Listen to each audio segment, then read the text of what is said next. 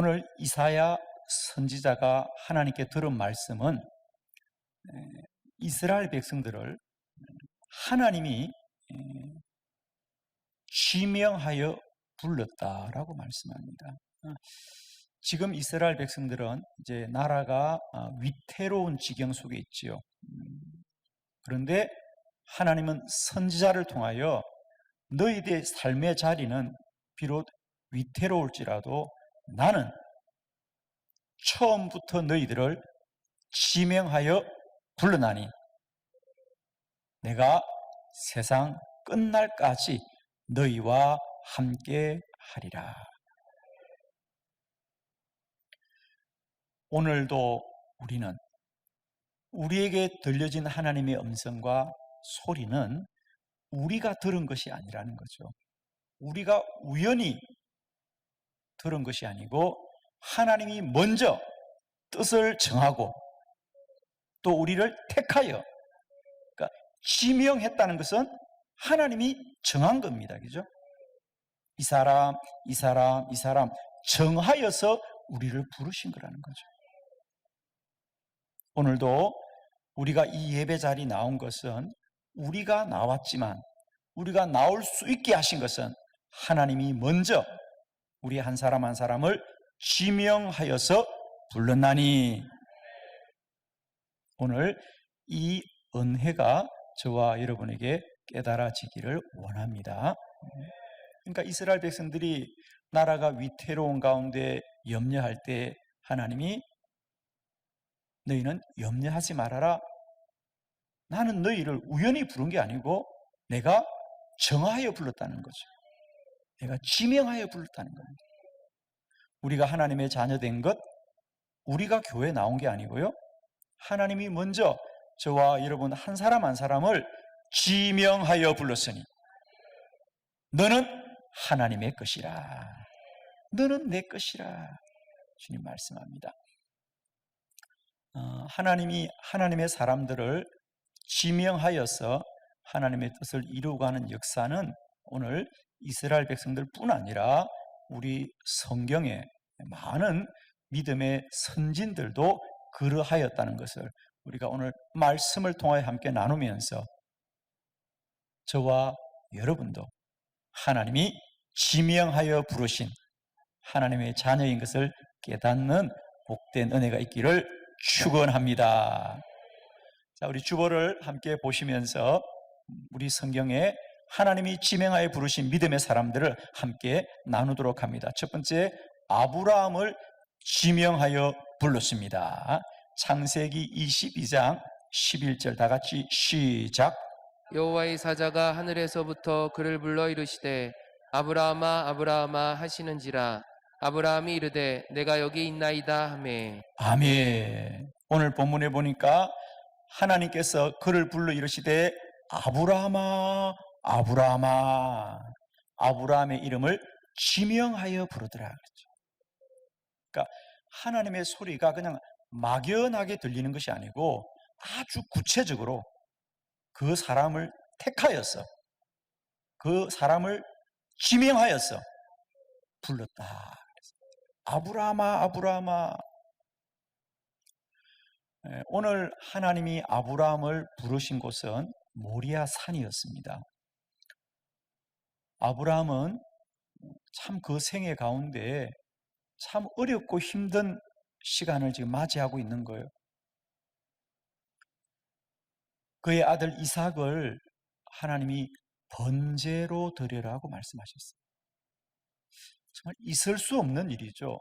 우리가 하나님 앞에 내가 무엇인들 드리지 못하겠습니까? 정말 원한다면 나의 생명도 드릴 수 있지만은 내 자식을 드리는 것은 정말 그건 쉽지 않은 일입니다. 그리고 그건 쉽고 어렵고의 문제가 아니라 왜 아들을 드리라고 할까? 그렇죠? 왜 아들을 드리라고 할까? 그 이유를 알 수 없는 게 더 어려운 일입니다. 그러나 믿음의 사람 아브라함은 그럼에도 불구하고 하나님이 너희 아들을 번제로 드리라는 말씀을 듣고 지금 이삭과 함께 모리아 산에 와 있는 거죠. 아들을 번제로 드리려고 준비를 다 하고 이제 칼을 빼는데 하늘에서 아브라함아, 아브라함아, 멈추어라. 그래. 네가 과연 너의 아들을 내게 바치는 너의 믿음을 내가 이제 알았으니 멈추어라. 그리고 멈추자 우연인 것처럼 숲을 속에서 어린 양 한 마리가 나와 그 양으로 하나님께 번제를 드렸다 그랬어요. 아브라함은 왜 나의 아들을 번제로 드려야 할까? 알 수 없는 하나님의 뜻이었지만 그는 순종했고요. 순종하면서도 힘들고 어려운 그 마음을 어떻게 할 수가 없습니다. 그런데 놀랍게도 그런 아브라함에게 하나님은 다시 아브라함을 지명하여 불러서 아브라함아, 아브라함아. 여러분, 오늘 아브라함이 이 모리아 산에서의 번제는 첫 번째, 드려라고 하는 하나님의 말씀도 참 이해하기 어려워요. 그죠? 아들을 드리라는 말씀을 이해할 수 없잖아요. 저는 만일 하나님이 저에게 아들을 바치라 그러면 저는 그것은 하나님의 뜻이 아니라고 내가 알고 싶어요, 여러분. 그죠? 그건 하나님의 말씀이 아닐 거야. 여러분은 드릴 수 있겠습니까? 우리가 물질은 드릴 수 있고 나의 가진 것은 드릴 수 있지만은 아들을 드리라고 하면 그게 하나님의 뜻이라고 믿어질까요? 여러분, 남편이 새벽기도 갔다 왔는데 아침을 먹으면서 여보, 오늘 새벽기도 때 주님이 내게 말씀하시는데 우리 철수를 바치라 그러네? 그러면 아멘이 될까요? 안 되죠. 그건 하나님의 뜻이 아닐 거야, 그지? 어떻게 하나님이 그렇게 말씀하시고 있어? 이렇게 말하지. 우리가 순종하기 어렵지만 아브라함은 그것이 하나님의 음성으로 너무도 분명히 들려왔기 때문에 순종했고, 그래서 가야 하는 길인데 놀랍게도 그것을 멈출 수 있는 것도 하나님의 음성이 들려왔기 때문에 아브라함아, 아브라함아, 하나님이 그 때를 놓치지 않으시고 말씀하셨어요. 아브라함을 선하게 이끌어 주셨거든요. 그렇습니다. 하나님이 때때로 우리는 내 생각으로는 다 이해할 수 있는 길을 때때로 우리가 가야 할 때가 있습니다. 오늘 아브라함이 아들을 번제로 드리라고 하는 이 말을 어떻게 이해가 되겠습니까, 여러분? 양은 드릴 수 있고 염소는 드릴 수 있는데 어떻게 내 아들을, 살아있는 아들을 내가 드릴 수 있냔 말이야. 그 아들이 전쟁터에서 잃는 건 내가 받아들일 수 있는데 그 아들을 내 손으로 어떻게 번제를 드릴 수 있어요, 여러분? 이런 기가 막힌 인생이 우리에게도 있단 말이죠, 여러분. 왜 없습니까, 인생에? 여러분은 우리의 인생이 다 이해가 되십니까? 다 받아들일 수 있습니까, 여러분? 그러나 우리가 다 받아들일 수 없고 우리가 다 이해할 수 없는 고난이 우리 가운데도 있지만 참 감사한 것은 하나님의 말씀이 우리를 이끌어 가신다는 것. 우리는 놀랍게도 그 현실과 사실이 내 생각과 내 마음으로 받아들일 수 없어도 주님이 말씀하시면 우리는 갈 수 있는 사람들이라는 거죠. 주님이 심의하여 불러 우리를 가라 하시면 우리는 갈 수 있는 자가 하나님의 자녀인 줄로 믿습니다. 두 번째, 모세를 지명하여 불렀습니다. 출애굽기 3장 4절 다 같이 합독합니다. 시작. 여호와께서 그가 보려고 돌이켜 오는 것을 보신지라 하나님이 떨기나무 가운데서 그를 불러 이르시되 모세야 모세야 하시매 그가 이르되 내가 여기 있나이다. 아멘. 아멘. 두 번째, 모세야 모세야 그럽니다. 모세야 모세야. 모세의 이름의 뜻은 뭐죠? 강에서 건졌다는 뜻입니다. 여러분, 좋은 이름인 것 같아요? 부끄러운 이름인 것 같아요? 부끄러운 이름입니다. 우리나라 느낌으로 말을 하면 저 아이는 다리 밑에서 주워온 아이야. 좋은 이름이래요? 부끄러운 이름이에요? 부끄러운 이름이에요. 저 아이 다리 밑에서 주워왔어.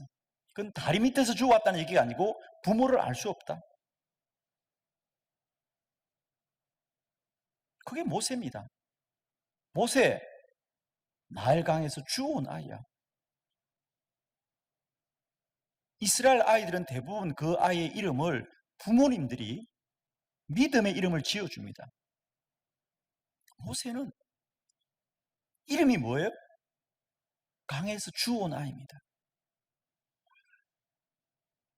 오늘 모세가 이 미디안 광야에서 모세야 모세야라고 하나님이 부를 때 그의 나이가 80입니다. 지난 80년 인생을 돌아보면 기구하기 짝이 없는 모세입니다. 그의 이름처럼 그는 태어나자마자 부모님들로부터 버림을 받는, 아니 버려야 되는, 왜? 그 민족이 애굽의 노예로 살기 때문에 그 나라 법이 노예들의 아이 중에 남자아이는 다 나일강에 버려야 되기 때문에 모세도 버려졌고 바로의 공주가 그를 구원하였어. 그는 40년 동안 그 궁전에서 살았을 때 모세로 살았다는 겁니다. 근거 없는 아이, 주워온 아이, 노예의 아이로 40년을 삽니다. 비록 궁전에 살았지만 그는 지난 40년이 감당기 어려운 고통의 시간이었고 마침내는 그마저도 쫓겨납니다. 그래서 지난 40년은 이 미디안 광야에서 목동으로 또 40년을 보내고,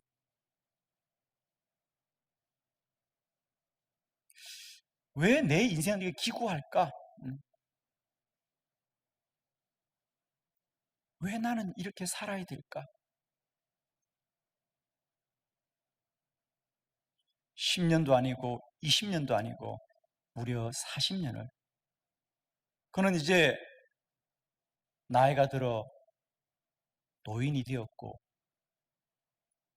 더 이상 소원하는 게 없는데 어느 날 갑자기 들에서 양을 치고 있는데 자신의 이름을 불러주는 겁니다. 아무도 없는데 모세야, 모세. 그리고 주님이 말씀하십니다. 너는 애굽으로 돌아가서 너의 민족을 구원하여라. 모세가 이스라엘 백성을 구원할 수 있었던 것은 모세의 생각이나 모세의 마음이나 모세의 뜻이 아니라 오직 하나님이 그를 지명하여 불렀기 때문에 그는 하나님의 말씀으로 가게 됩니다.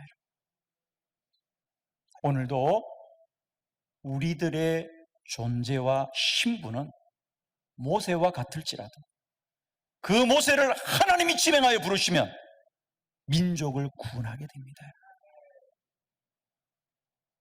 오늘도 하나님은 그의 백성들을 지명하여 불렀습니다. 하나님의 선한 뜻을 이루게 할 줄 믿습니다.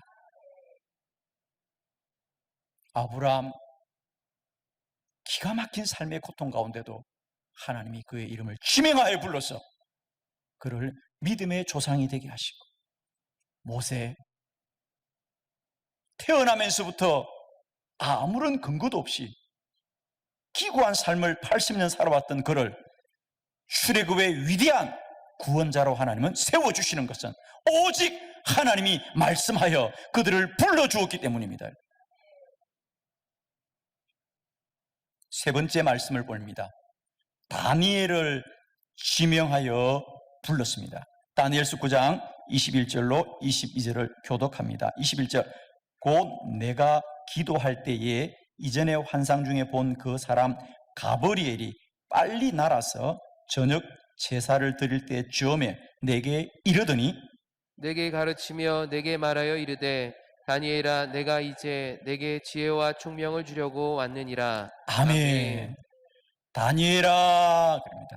다니엘아. 다니엘이 어느 날 기도하는데 천사 가버엘이 찾아와서 다니엘의 이름을 부릅니다. 다니엘아, 다니엘아. 지금 다니엘은 대략 모세의 나이쯤 되었을 거라고 추측이 됩니다. 왜냐하면 다니엘서 1장에 다니엘이 바빌론의 포로로 잡혀올 때 그때 왕은 느부갓네살 왕이었죠. 기억나시죠? 느부갓네살 왕. 그들이 풀무불 속에서 시험을 당할 때 왕이 느부갓네살 왕입니다. 그리고 시간이 지나서 다니엘이 그 꿈을 해몽해 준 왕이 벨살사 왕입니다. 그리고 세 번째 사자굴 속에서 천사가 다니엘을 구원해 줄 때 왕이 다리오 왕이거든요. 그러니까 다니엘서 1장에서 다니엘서 9장까지는 무려 60년의 긴 시간이 흘렀습니다. 그런데 어느 날 그가 기도하는데 하나님의 천사가 다니엘아 그러는 거예요. 저 얼굴만 쳐다보시는데 다니엘서 1장 성경을 우리가 함께 보길 바랍니다. 다니엘서 1장 7절을 다 같이 볼까요? 시작. 환관장이 그들의 이름을 고쳐 다니엘은 벨드사살이라 하고 하냐냐는 사드락이라 하고 미사엘은 메삭이라 하고 아사랴는 아벳느고라 하였더라. 아멘. 아멘. 다니엘은 뭐라고요? 벨드 사살이라고 이름을 고쳤더라 그랬어요. 그렇습니다. 다니엘과 그의 친구들은 바벨론의 포로로 잡혀와서 가장 먼저 당하는 수치는 이름을 빼앗기는 겁니다. 우리가 알듯이 원래 히브리의 이름은 다니엘입니다. 하나님이 나를 심판하신다. 하나님이 나를 판단하신다. 그러니까 다니엘은 오직 하나님 앞에서만 순결한 자로 살기를 원하는 참 귀한 이름이 다니엘입니다. 그런데 그가 포로로 잡혀와서 가장 먼저 수치스러운 것은 이제 이름을 빼앗깁니다. 너는 다니엘이 아니야. 여기서는 너는 벨드사살이야 라고 바빌론이 그들에게 이름을 지어주는데 놀랍게도 이 벨드사살이란 뜻은 그 당시 바빌론이 섬기던 우상이 벨이란 우상입니다. 벨. 그러니까 벨드사살이란 이름의 뜻은 벨이여. 그러니까 이방신을 부르는 벨이여. 나의 생명을 구하소서. 이게 얼마나 부끄러운 이름입니까? 하나님을 숨기는데 목숨 걸었던 다니엘이 세상 사람들은 그런 누구라고 부른다고? 벨드사사라. 벨드사사라. 벨드사사라는 이름의 뜻은 벨이여 나의 생명을 구하소서. 얼마나 다니엘에게 부끄럽고 부끄러운 이름입니까? 이제 그는 바빌론에서 모든 사람이 그를 벨드사살, 벨드사살 그리고 60년을 살아오는데 하나님은 여전히 그에게 그의 이름을 불러줍니다. 다니엘아, 다니엘아, 다니엘아. 예수님은 요한의 아들 시몬을 찾아오셔서 이제 너는 시몬이 아니라 베드로다, 게바다, 반석이다. 너는 더 이상 흔들리지 않는 반석이란 뜻입니다. 사랑하는 성도 여러분, 하나님은 우리를 지명하여 우리의 원래 이름을 불러주시는 하나님. 세상 사람들은 우리를 때론 벨드사살이라고 부릅니다. 그러나 한 분 하나님은 여전히 저와 여러분의 이름을 지명하여 불렀어. 다니엘아, 다니엘아, 다니엘아. 내가 너와 함께 하리라.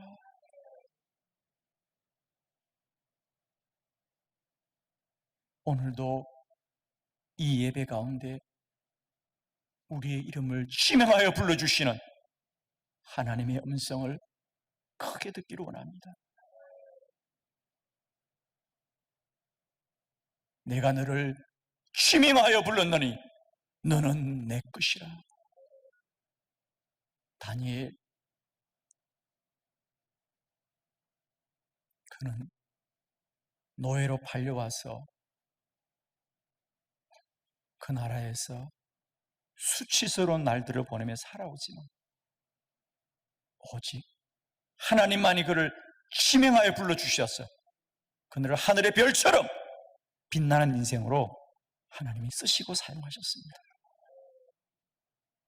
저와 여러분의 인생 가운데 날마다 때마다 사람들이 우리를 어떻게 부르든 하나님은 저와 여러분을 지명하여 불러서 너는 내 것이라고 말씀하시는 그 하나님의 음성의 메인자로 살아가는 복된 은혜가 있기를 축원합니다. 네 번째, 사울을 지명하여 불렀습니다. 사도행전 9장 4절을 다 같이 합독합시다. 시작. 땅에 엎드러져 들음에 소리가 있어 이르시되 사울아 사울아 내가 어찌하여 나를 박해하느냐 하시거늘. 아멘. 사울아 사울아. 이 사울이 우리가 잘 아는 사도 바울이죠.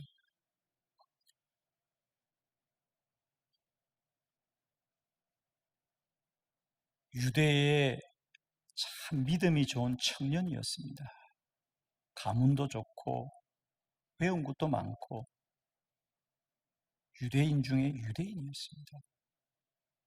누구보다도 하나님에 대한 믿음이 참 신실한 청년이 바로 사울이었습니다.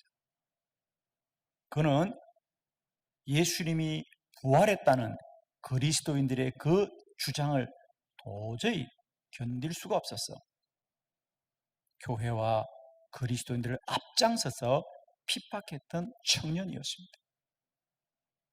그가 오늘도 그리스도인들을 붙잡아 오기 위해서 다메섹으로 가는 길인데 오늘 본문의 말씀, 하늘에서 소리가 있어 이르되 사울아 사울아 어찌하여 너는 나를 박해하느냐는 것. 사울은 지금 자신이 하는 그 일이 하나님을 위한 일이고 하나님의 몇 가지 어려운 일이라고 생각했는데 주님은 왜 나를 박해하느냐는 거예요. 자기는 그리스도인들이 잘못되었다고 그들을 붙잡는 일에 앞장서 왔는데 하늘의 하나님은 자신을 지명하여 불러서 왜 나를 박해하느냐. 네가 하고 있는 그 일은 나를 위한 일이 아니라 나를 핍박하는 일이구나. 사울아 사울아.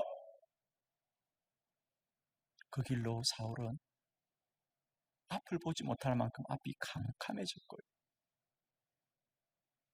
우리가 잘 아는 교회를 핍박하던 사울이 죽기까지 복음을 전가하는 위대한 전도자 사도 바울이 되었습니다.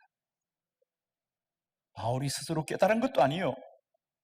자기가 스스로 돌아선 것이 아니라 사울을 지명하여 부르신 하나님이 그를 위대한 인생으로 세워주신 줄로 믿습니다. 아브라함이 그랬고 모세가 그랬고 다니엘이 그랬고 사울이 그렇듯이 어느 누구도 하나 자기 인생을 자기의 소견과 자신의 생각으로 선하게 만든 자가 아무도 없습니다. 우리 인생 살아가면서 기가 막힌 웅덩이를 우리가 건너야 될 때 우리가 그 밤을 다 이해할 수 있습니까, 여러분? 우리가 그 크고 놀라운 하나님의 뜻을 누가 다 헤아릴 수 있어서 우리가 동의해서 어떻게 그 길을 갈 수 있단 말입니까? 그러나 감사하게도 하나님은 우리 한 사람 한 사람을 지명하여 불러주시어서 내가 너와 함께 하리다. 너는 내 것이라. 내가 세상 끝날까지 너와 함께 하리라. 주님 불러주셔서 이 길을 가게 되는 줄로 믿습니다. 사랑하는 성도 여러분, 오늘 우리에게도 아브라함과 모세와 다니엘과 사울 같은 기가 막힌 웅덩이를 건널 때라도 기억하십시다. 하나님은 우리 모두를 만세 전부터 택하고 지명하여 불러주셔서 세상 끝날까지 우리와 함께 하실 나의 여호와신 줄 믿습니다. 그 지명하신 하나님이 세상 끝날까지 저와 여러분과 함께 하시기를 그리스도 예수의 이름으로 축원합니다.